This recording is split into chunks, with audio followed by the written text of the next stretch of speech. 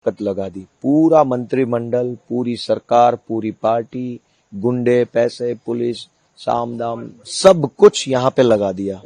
उसके बाद भी बीजेपी इस सीट को इसलिए नहीं जीत पाई क्योंकि ये चुनाव मैं नहीं, जनता खुद लड़ रही थी। ये जीत जो है वो जनता की जीत है, जनता के दृढ़ मनोबल की जीत है, जनता के सपनों की जीत है। जनता अब गुजरात में बदलाव चाहती है।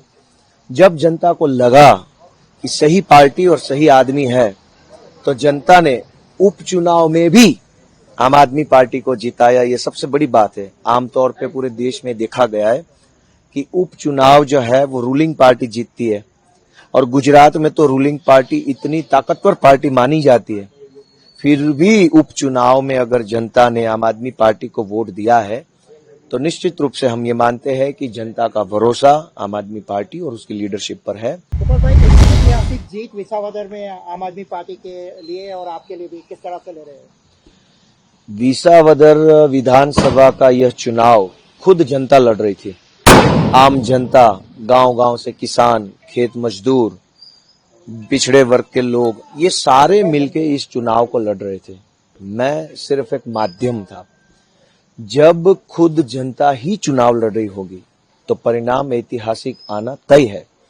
बीजेपी ने इस सीट पे अपनी सारी ताकत लगा दी। पूरा मंत्रिमंडल, पूरी सरकार, पूरी पार्टी, गुंडे, पैसे, पुलिस, साम दाम सब कुछ यहाँ पे लगा दिया। उसके बाद भी बीजेपी इस सीट को इसलिए नहीं जीत पाई क्योंकि ये चुनाव मैं नहीं, जनता खुद लड़ रही थी। ये जीत जो है वो जनता की जीत है, जनता के दृढ़ मनोबल की जीत है, जनता के सपनों की जीत है। जनता अब गुजरात में बदलाव चाहती है। जब जनता को लगा कि सही पार्टी और सही आदमी है तो जनता ने उपचुनाव में भी आम आदमी पार्टी को जिताया। ये सबसे बड़ी बात है। आमतौर पे पूरे देश में देखा गया है कि उपचुनाव जो है वो रूलिंग पार्टी जीतती है, और गुजरात में तो रूलिंग पार्टी इतनी ताकतवर पार्टी मानी जाती है। फिर भी उपचुनाव में अगर जनता ने आम आदमी पार्टी को वोट दिया है तो निश्चित रूप से हम ये मानते हैं कि जनता का भरोसा आम आदमी पार्टी और उसकी लीडरशिप पर है। मैं इस जीत के लिए जनता को बधाई देता हूं, और जिन जिन लोगों ने इस चुनाव में डायरेक्टली और इनडायरेक्टली अपना सहयोग दिया है उन सबका मैं आभार व्यक्त करता हूं। पूरे गांव का दौरा किया, 2-3 बार गए, क्या कुछ बदलाव लोग चाहते थे कि किस तरह का अनुभव रहा? जिस तरीके से ओवरवेलमिंगली वोटिंग हुआ है, भारी संख्या में वोटिंग हुआ। उपचुनाव में आमतौर पे वोटिंग परसेंटेज गिर जाते हैं। इस बार ये हुआ कि जनरल इलेक्शन 2022 से ज्यादा वोटिंग हुई।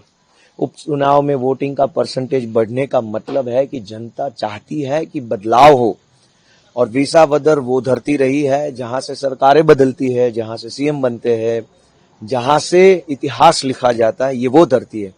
एक बार फिर विसावदर ने न सिर्फ इस चुनाव के रिजल्ट को बदला है, आगाज किया है इस जनता ने कि गुजरात में बदलाव आ रहा है। अब किस तरह से ले रहे हैं इस विन को, क्योंकि आपने भी कुछ वादे किए लोगों के प्रश्नों के लिए, किस तरह से लेंगे आप?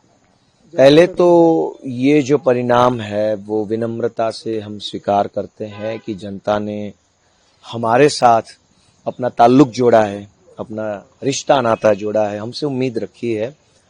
बेशक हम पूरी टीम, हमने जो कहा था यहाँ की जनता को, हमने कहा था कि यहाँ पे इको जोन का जो मुद्दा है, जमीन मापनी जिसको गुजराती में बोलते, वो जो मुद्दा है, सहकारी मंडली का मुद्दा है, यहाँ पे जो एमएसपी पे जो परचेस होता है सरकार का, ग्राउंड नट्स का, सारे जिन मुद्दों पे हमने हमारी बात रखी है उन मुद्दों पे हम कल से ही अपना काम चालू करेंगे। हमारी पूरी टीम आम आदमी पार्टी की यहाँ के किसानों की, खेत मजदूरों की ऋणी है, और हम इनके लिए काम करेंगे बेशक। सर, साथ बीजेपी के साथ साथ कांग्रेस का भी सफाया हो गया, उनका कैंडिडेट की डिपॉजिट भी गई।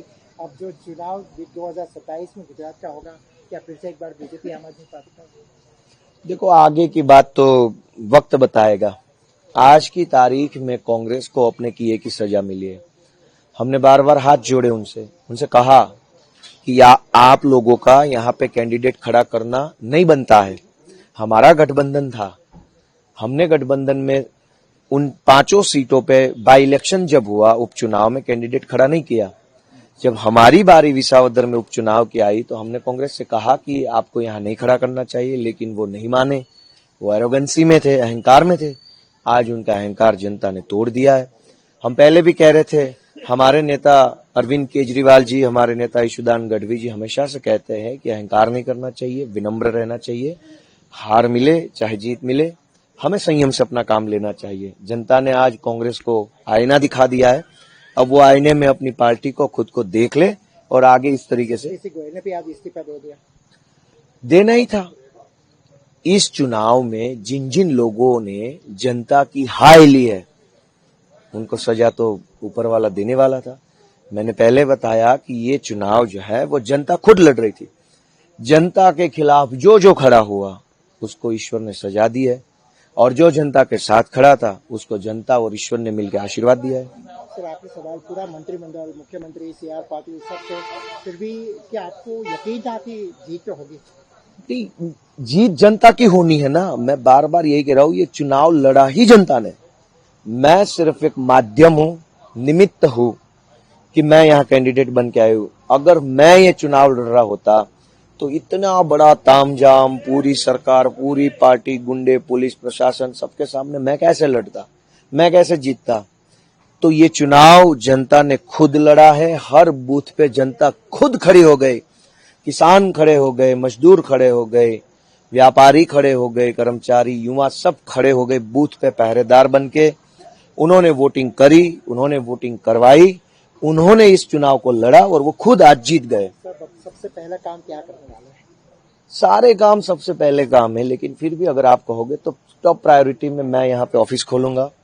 ऑफिस जितना हो सके जल्दी एक ऑफिस खुलेगा, दोनों तीनों तहसील में।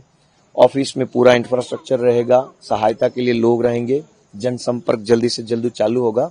और जैसे जैसे लोग आते जाएंगे उनकी बातों से बात सुनते सुनते उनकी जो समस्याएं होगी उस पर काम करते रहेंगे। और जब विधानसभा चालू होगी तब पॉलिसी लेवल मैटर पे वहां बोलेंगे। प्रोसीजरल जो काम है, लीगल प्रोसीडिंग जो रहते हैं हमेशा सरकारी दफ्तरों में, उसका काम यहाँ बैठ के कर देंगे। और बाकी अब मैं फिर से गांव-गांव जाऊंगा, जनता से मिलूंगा और उनको साथ रख के वो जो काम कहेंगे वो पहले करूंगा। Thank you so much. Thank you.